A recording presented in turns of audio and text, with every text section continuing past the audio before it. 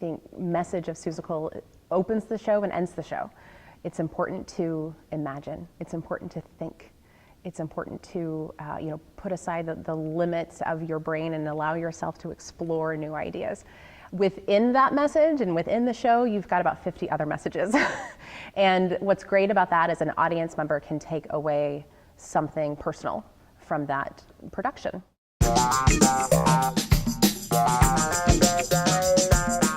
One of the challenges with Seussical is that you have to cast an array of personalities for this show to work. You have to have different types of people, different heights of people. Certainly, we want to have children in the show. I think what's been interesting has been the fact that we've had so many students come into this production who have had little to no theater experience.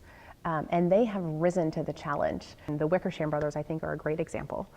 Two of these three guys have had no experience, and yet they have to be some of the most outgoing characters in the show. And they have done a great job. We've had to really tap into who they are as people and make sure they know that it's okay to bring those personalities to the characters and to the stage. Certainly we have students who have been actors, in other productions, and they are feeling challenged by the roles they've been given because they are not realistic characters, but they have to find the realism in the heart of these characters in order to connect with an audience.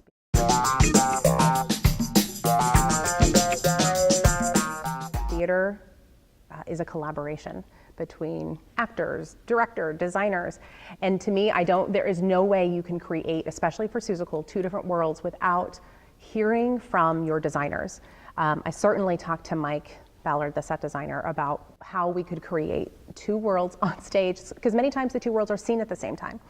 And then Julie Dauber, our costume designer, how can we make sure these two worlds look completely different so that when they're both on stage at the same time, the audience is not confused as to where we are. I really feel like, my job as a director was to make sure the characters looked different.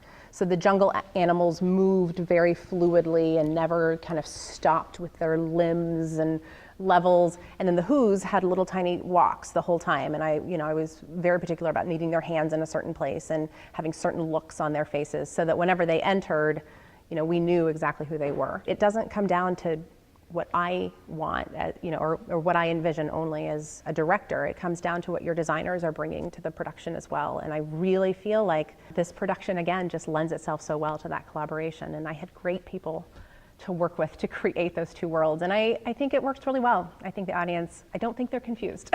So that's good.